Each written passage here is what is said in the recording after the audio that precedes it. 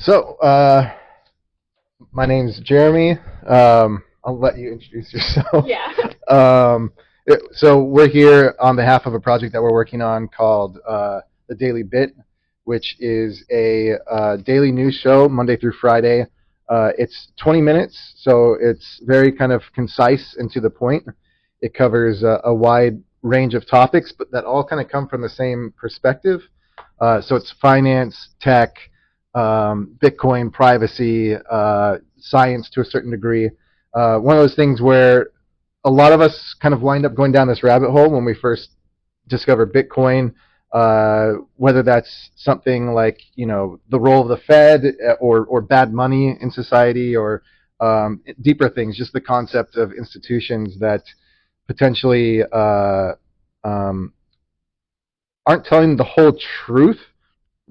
I'm not going to go too deep into that. Not that it's necessarily deceptive one way or the other. But we kind of learned to as they say in Bitcoin, verify, don't trust. So we're taking the same approach, but we're trying to do it from a kind of community standpoint. And so Maya is a key cornerstone here. Yeah. That's my intro for you. Thank you.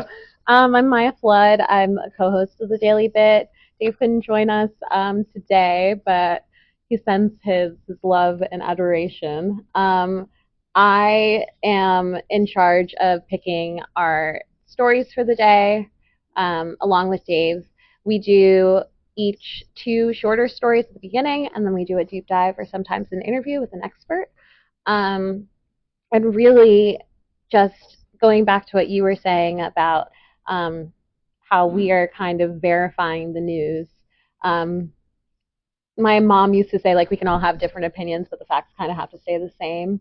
So we really try to grab all of the information we can, all perspectives of the story, and then give the facts so you can create your own opinion rather than pushing an agenda or opinion on you, like some major news sites can do.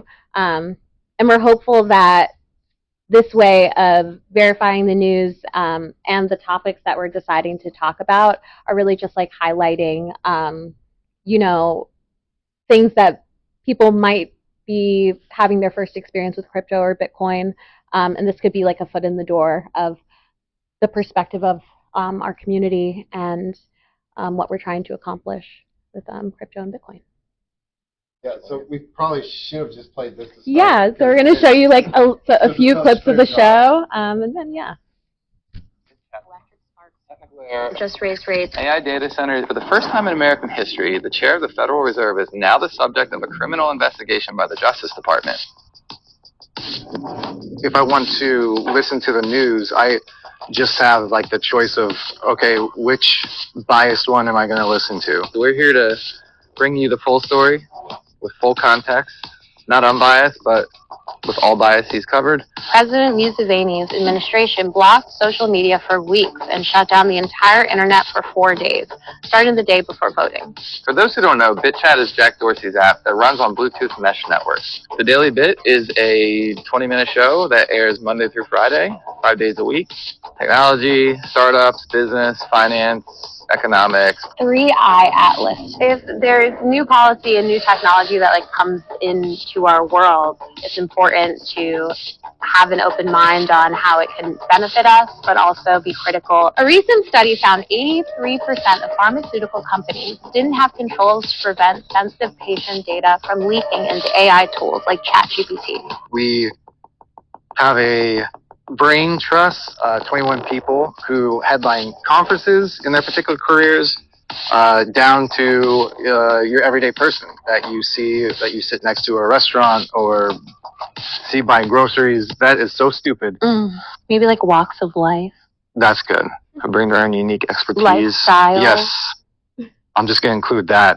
So we have this group of 21 that helps to shape the direction that our story is going. Bitcoin Core just pulled versions 30.0 and 30.1 from their download page after finding a bug that could wipe out wallet files during migration. I wind up learning more from friends I know in person, social groups that I'm a part of, whether it's messaging or social media, than I do from your traditional big brand news. It just made perfect sense to want to reflect that in the news coverage. Then also the idea that it is a decentralized source. This is what's important, not just to me, but the people around me. What they cover and what they tell you isn't the problem, it's what they don't cover. It's the stuff that they leave out. Sometimes the people that are presenting don't really have agency and choice. We really try to kind of search every nook and cranny we can, first-hand sources, second-hand sources, and provide a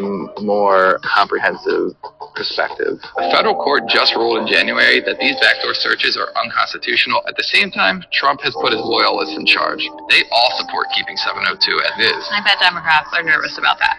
Both parties are. A tool that was built to monitor foreigners is getting weaponized against domestic opponents. We start with rapid fires, which are shorter stories, and then we have 2 deep dives at the end. Deeper and more comprehensive coverage. Or we'll do an interview with somebody on something major that's happening. Everything is based on the metrics and optics of the old system.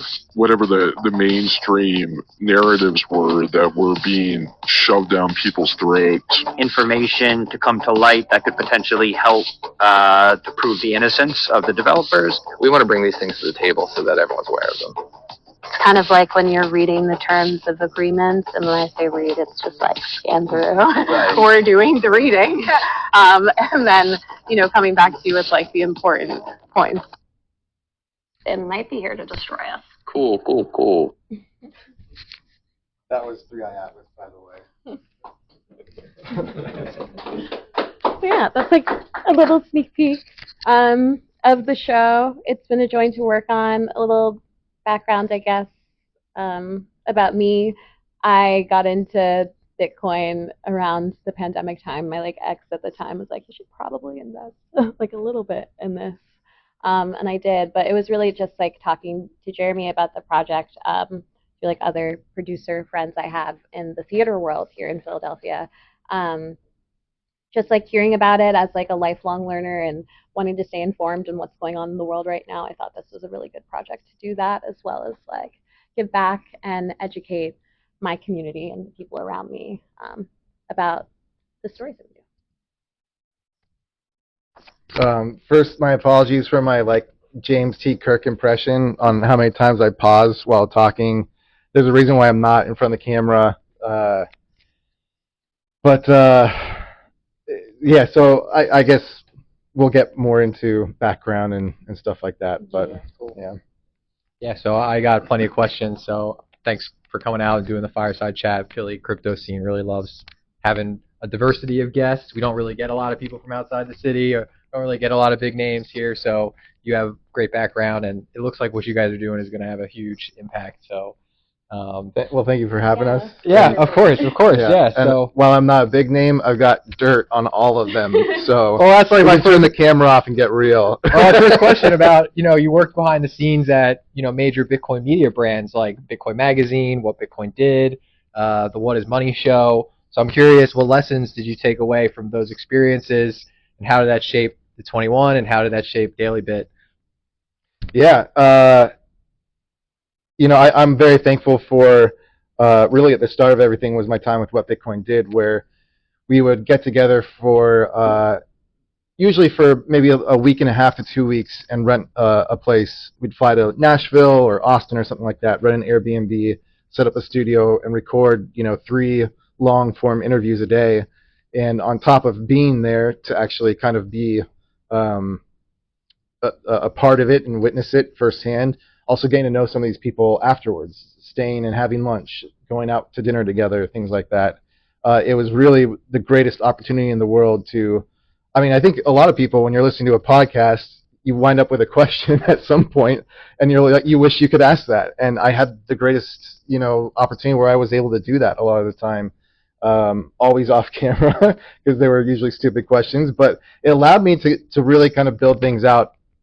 I think myself kind of form a path rather than the breadcrumbs that we get on Twitter, which is, you wind up in somebody's camp waving a flag for some broad issues. It was certainly something where if I kind of I got a little geeked out on just internet history in general, and I would be able to kind of start threading some things that mattered to me throughout it that I wouldn't have gotten the opportunity to do in any other scenario. So yeah, I'd say that that's kind of a large part in our project is you grow to appreciate that there's kind of a common thread in a lot of these perspectives. We were talking about, I think, a little bit beforehand, and actually it's really great to be with this group because Crypto Mondays certainly played a large role in some of the heavier discussions on the political changes that were coming with Trump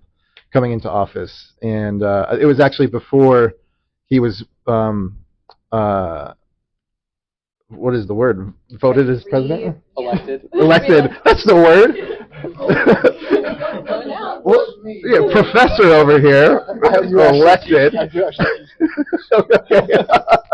I might need to take a class or two from you. So it was something where, this is a community. We have a community here in Philadelphia that is that wants to go deeper than just whatever the Twitter headlines are. They want to speak about things, develop ideas, and so it's the same thing for myself. And just being able to team up with the right people. It's been a great opportunity. Awesome, great. Yeah. So along the same line, I have a question for you, Maya.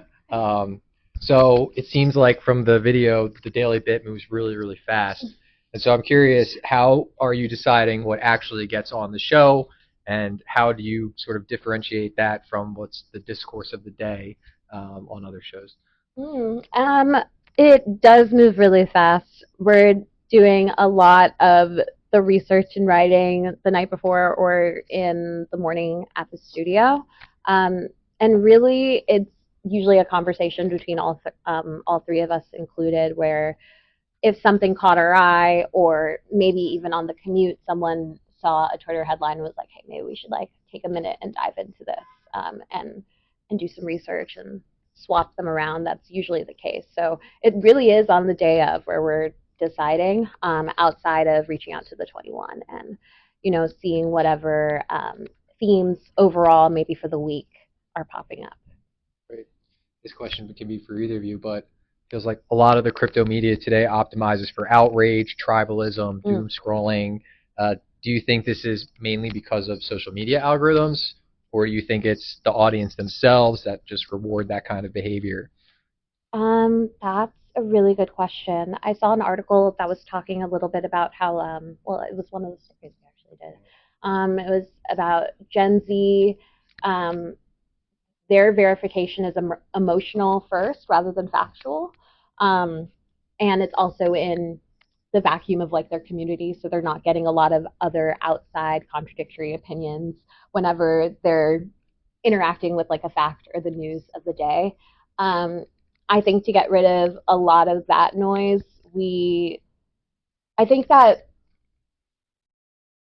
it is kind of up to the community that you're in. It's really hard for other people to be friends with someone that has a different opinion than them. But once again, it's coming down to are facts the same that we're talking about. If we're both pulling different data, then there's an issue. So hopefully this show is a baseline of what starts those conversations. It's okay, you can listen to an episode with your friends in the car, and everyone can have different opinions on what it is itself, but the facts are the facts of the story, and that keeps you grounded, if that makes sense. I don't know if I answered it.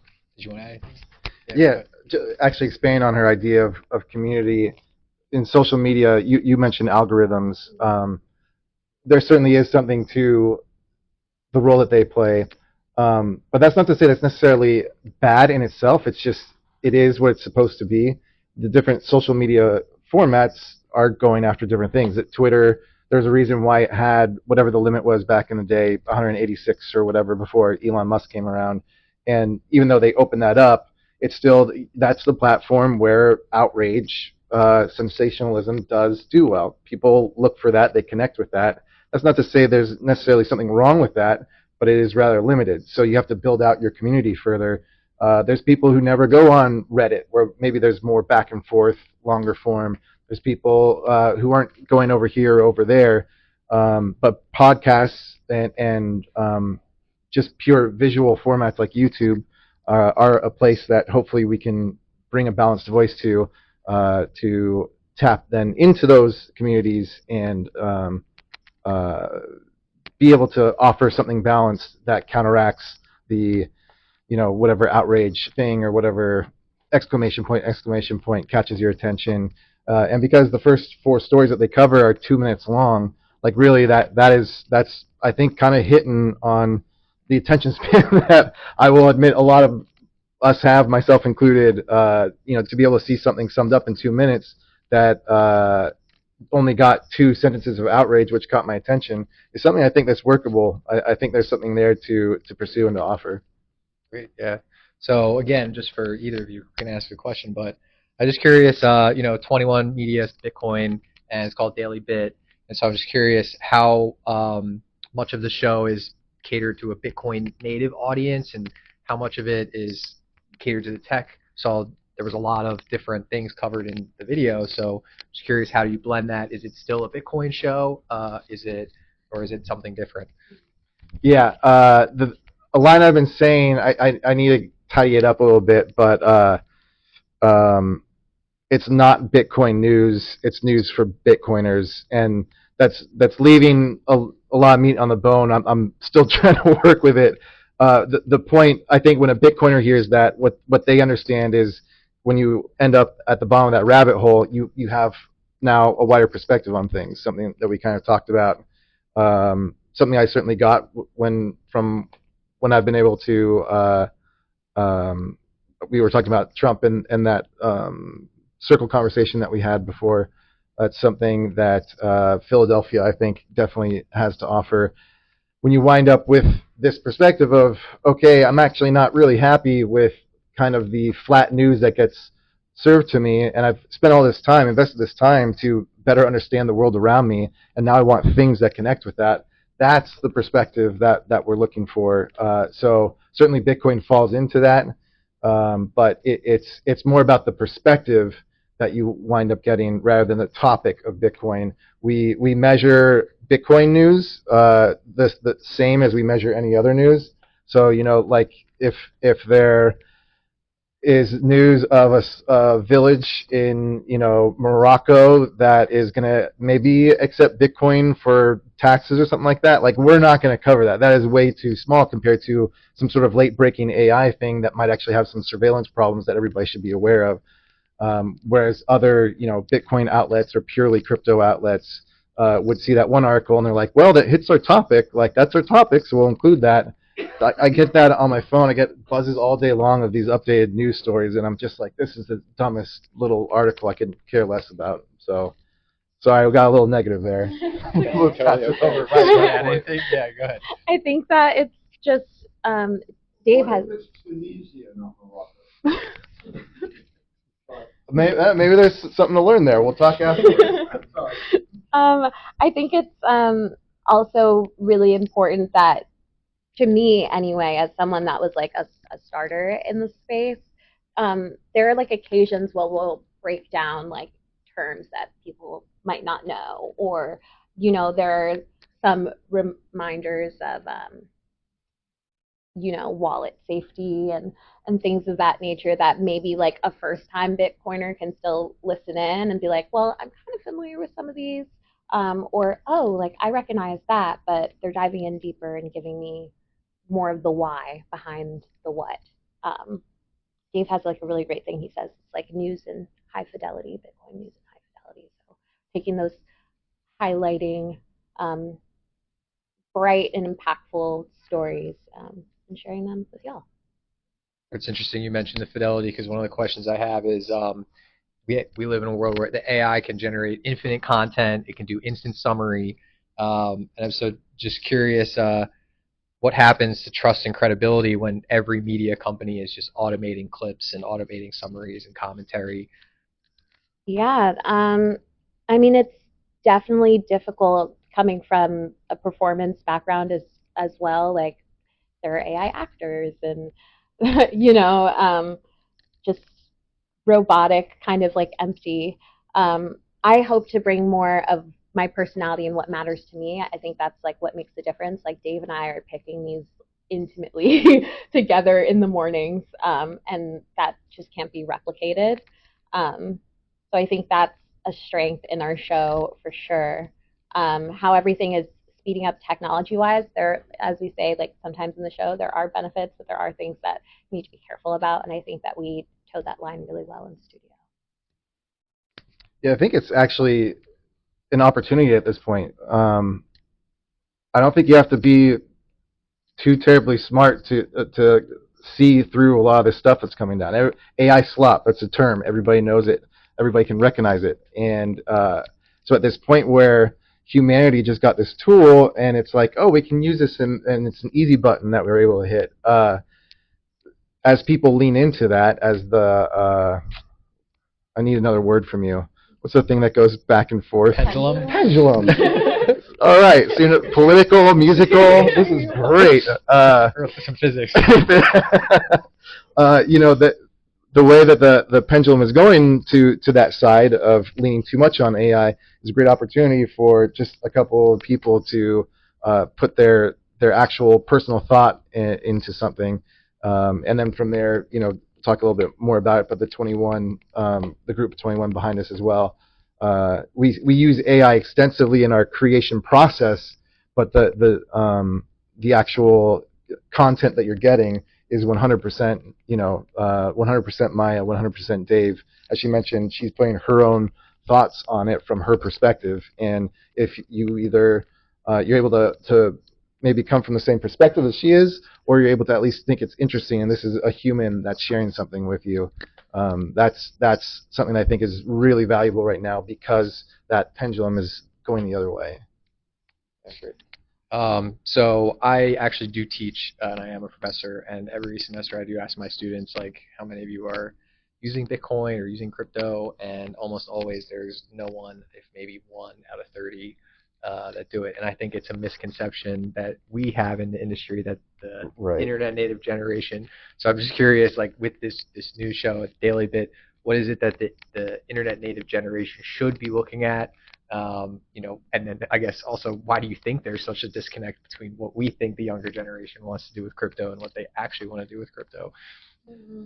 I think it pairs in to another article that probably was on the cutting room floor of what we've been recording, but just this idea that young people are not thinking of long-term investments in the same way as our generation is when it comes to that. I'd be curious to see if they have any other standing stock in anything else. They do like prediction markets. Oh, okay. Yeah. Here we go.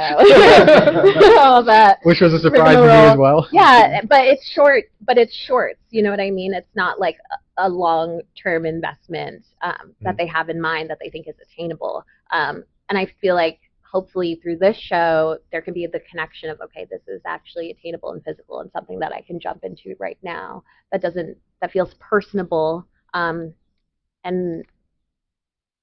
immediate in a different way than a prediction market.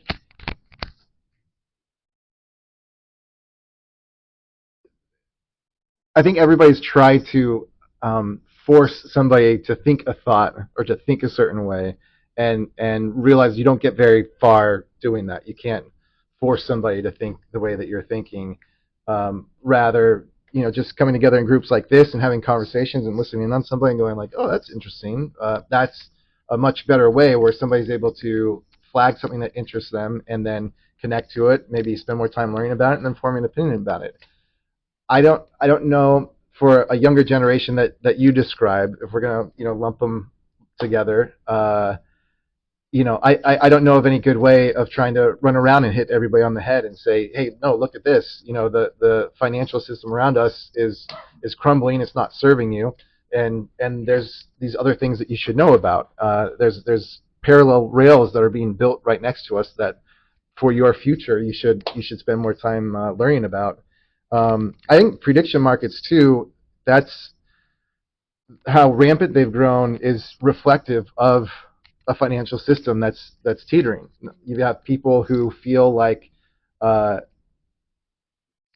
hopes and dreams that the generation had before them are something that they can't attain to at this point. The ability for an 18-year-old coming out of high school, maybe going into college, to buy a house, to have a 401k, to achieve all these things that used to be just a part of the quote unquote American life.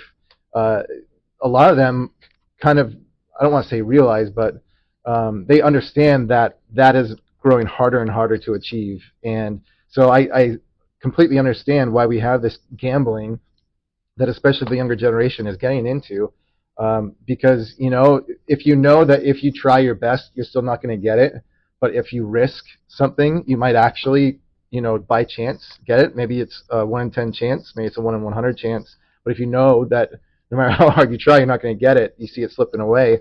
I understand why they feel like this current system isn't serving them. So it's one of those things where hopefully in this scenario they wind up becoming interested in learning about what it is actually going on behind the system that they're facing, the odds that they're up against. And that's, I think, the best that we can hope, is just to try and meet them where they're at and offer some insight. Yeah, so similarly, getting the attention of an audience, I think, is a challenge. And I think a lot of what I read sometimes is like sensationalist or outrage driven. I'm curious how you approach being entertaining enough to attract an audience and still maintaining your sort of, I guess, journalistic ethos, or where do you balance like how you get audience, how you keep the audience versus not just regurgitating facts and being a boring. I feel like a lot of our personality comes out surprisingly in our our ad copy, and I think also it depends on the story. Like there are some stories that I can frame it in a way that like my homegirls could like understand what's going on in the world, and then there are other ones where perhaps the subject matter is a bit deeper, a bit more sensitive, and then I feel like it becomes fact forward.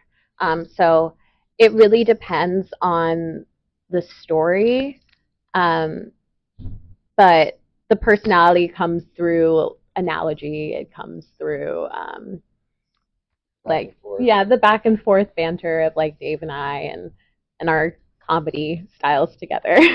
So. Yeah, the entertainment factor isn't lost on us.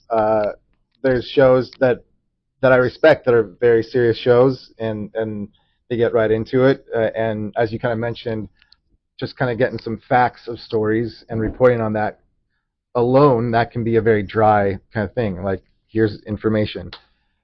So as Maya mentioned, we're kind of taking a viewpoint of morning shows are usually kind of like more jovial things. There's more room there for personality to come out and things like that. We try and look at it that way. We even have, like, this is the production dork in me, but a light shining that has some blinds, fake blinds on it, and it's creating this, in my mind anyway, effect of like some morning light going on. I hope in some way, shape, or form that actually connects, because we are very intentional about our approach to what we're doing visually, personality-wise, informationally-wise. And then further, the 21 is the broad media company beyond the show Daily Bit, and we're creating more entertaining content there, stuff that can slide into TikTok. We were talking about this before, trivia games, things like that, that can be just like very easy to sit and watch and enjoy. And if you're into tech, if you're into fintech, if you're into science, these are all going to kind of play into that. If you know people in different industries, we're sitting down for fun interviews with them, stuff where you're not learning something, you're just sitting and watching and enjoying something, and maybe that's what actually leads you through to Daily Bit, where you get somewhat of that same kind of, I don't want to say lighthearted, but I think approachable. I think it's just approachable and usually like based in story. Like we're not like we give numbers, but it's really the basis of like what is the story narrative of like who it is affecting and who we are talking about and their intention and how they move in the world. Actually, I'm curious, for yourself, what do you wind up, what makes up your kind of sources of news and information that you wind up watching? I listen almost exclusively to WHYY, which is the local national public radio. Respect. Beyond that, Yeah, applaud that, absolutely. beyond that, it's just mainline Twitter, just Twitter all day. So Yeah, that's it. Keep it simple. you're exactly. I mean, other than being And smarter than me and a professor and knowing words I don't know, we are the same. one thing I will say that you mentioned about the games is I do absolutely love the NPR shows where they do games, like Weekend Edition has the Puzzler and all those things. So so I hope you guys will do some stuff like that. Cool, absolutely. So again, you are very up to date with the media and up to date with current events, and I'm just curious, what is the number one Bitcoin or tech narrative that we should all be paying attention to that maybe we're not paying attention to, or what do you think is the most important narrative now? I could go for 30 minutes. How are you feeling? You have a Okay. We have time. So I mean, not 30 minutes, but you can speak. So while I appreciate and resonate with very in-depth perspectives on money and how much it actually pervades into all of society down to what we're eating. When inflation is going rampant, these companies can't afford to stay afloat. So what do? They cut back on something. They take something natural out and they put something artificial in because it costs less. That affects us. Then we get cancer or something like that. Then medicine changes as a result of all the pressure that's growing from bad money being corrupt at the center of it. It really is deep, and I've learned a lot, over time of these other people who've led the way. One thing I think that the Bitcoin banner tends to miss, that I think is hugely important, is digital identity, and that is something that's becoming more talked about, but not in the good way. Actually, that phrase, digital identity, is something that people are figuratively burning flags of in the street, when in reality a digital identity can be a wonderful thing if it's a decentralized digital identity. And so DIDs was a protocol that was created actually a long time ago, and it got to the point where W3C, which is kind of like the global backbone to the World Wide Web, made it their recommended protocol for having decentralized ID online, so that when you log into a website, everybody sees that, log in with Google, log in with Facebook, log in with Amazon, and all that you're doing is you're choosing who gets your information for free, rather than actually owning your identity and having a login that is just log in with your DID. And they wind up knowing nothing about you. The ability to walk into a club, a bouncer gets to look at an ID and they get to see a woman's age, her address, anything like that. And with a DID, they have this thing called selective disclosure, where all that they do with their phone is their phone asks, is this person of legal drinking age? And it says yes or no. And so the ability to be ourselves online, it's, if you have good money but no voice, then what's the point of good money? And if you have a good voice but not good money, then how do you use that voice? So to me, they're two things on equal ground. And I think in some way, because the incentives, the financial incentives behind Bitcoin or crypto or fintech, there's a reason to fan those flames, because people are benefiting from it financially. Whereas with digital identity, that's like the most boring thing in the world. There isn't money to be made there. It's just purely people trying to create our shield, our digital shield, to be able to just be ourselves online. Yeah. I was going to say a little more about me. I've been a teacher for, I think it's like my 8th or 9th year now, on the Parkway. I think a lot about digital safety of my students, and especially through education, as well as even just AI in education. It's been a huge conversation in the classroom. I think those are like really hot topics just because, like as you were saying, we're in this like new age and wave of regulation or like no regulation of these new tools. So I think the stories that have been interesting me and been like kind of at the top of my list is like anything having to do with that, and just how like in Australia and like the UK, like kids aren't allowed to have social media, like social media ban. What does that mean for their data and safety and what's already out there on the internet and things like that? I'd say that's up there. That's great. Yeah. So I'm curious along the same lines of your beliefs on what's, you know, the most important crypto thing. What are your sort of beliefs that you've held that have changed as a result of, you know, the last 5 years of technology evolution, or a belief that you held that maybe has evolved, maybe not changed, but evolved? I think I secure my things a lot differently than I did Okay, yeah, once that's I a good one. started. Yeah, good example. I would say that's like at the top. There's a lot of like financial security things that I would have never thought that are second nature to me now. You're getting really personal, man. Can we go around and have everybody share that personal detail? Man, I could really go in two completely different directions with this. Let me go in the one I don't regret. Maybe go with the other one. That's more interesting. Yeah. Some shock posts. So on the positive side, cypherpunk was something I had never heard of. I'd heard of cyberpunk thanks to my awesome brother and novels and stuff like that and games growing up, which is all very cool, and I can't wait for Neuromancer, the TV show, that I'm sure they'll screw up.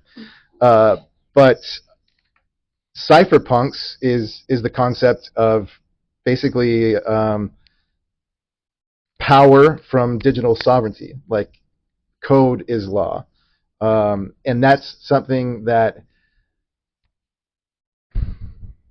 you know, everybody, at least in my age group, understood early on that the internet was going to be this powerful thing. It was basically kind of already rampant. I came up with like AOL and things like that, so I was already doing things in like internet commerce, made tons of sense already as a kid at that point.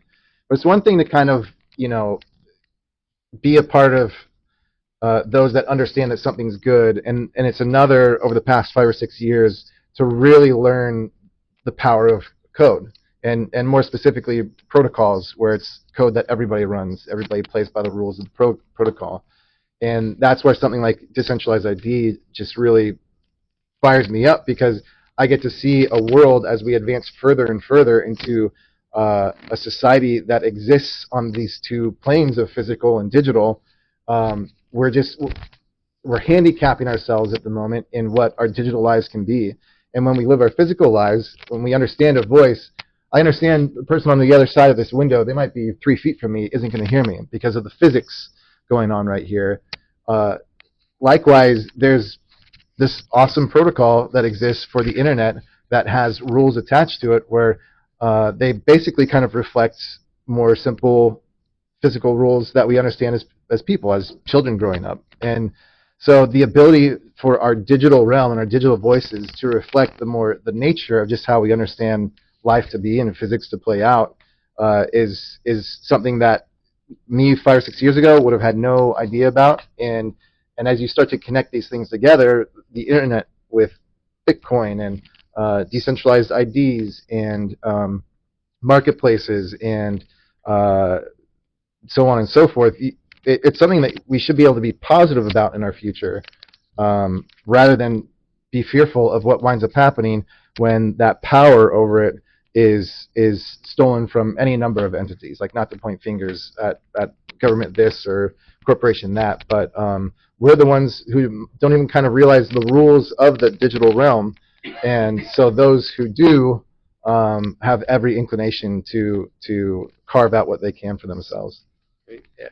So this will be my last question that we can ask the audience. But what do you hope that the Daily Bit becomes in the next 5 years? Like, what do you see? Where do you see it going? What would you 5 years from now? I'm thinking like our like other Bitcoin meetup and like the talk of like us being a best one, but not the only one. And I think it just being more accessible. Like, it would be awesome if our show was like on the radio and like people are listening to On it. National Public Radio. Yeah, right. People are listening to it far and wide, and they're sharing and they're learning, and really it's just starting those conversations at the dinner table or at a cafe, and that it's connecting people, and that people are seeing that like crypto and Bitcoin are really helping people like outside of who you'd expect it to be helping. I think my hope would be that it really does reflect the kind of decentralized opinions that we see of people that I'm running into every day. Again, a group like this. Again, my earlier career of being able to be in this city, that country, and to be out there talking to people. These are the conversations where I'm always learning the most, and I find myself shared in perspective with these people. I really hope that the Daily Bit reflects that as well, where it feels like it's not necessarily some sort of project that 3 people or more are carving out for themselves every morning, that we're closing windows and closing doors and going in and coming up with something and saying it out there, but that it really feels like we're the ones who are learning and being focused and reflecting what's all the people that I get to meet and talk to find important. Like that's a voice that I don't think exists today, not in any sort of organized way. It's just kind of who's your favorite person to follow here and that person to follow there, and that is all well and good, but how about some more centralized sources where you have to listen to something 20 minutes and know that this is news that's important to you, and it's been covered well. Like not that it's unbiased, but it's informed from both sides, and you just know that you get some little bit here, and it's something reliable because it reflects the decentralized whole of people with the same perspective, not some finance thing or corporate thing or something like that. Yeah. Great. Okay. Before the audience goes, let's give them a round of applause. Thank you.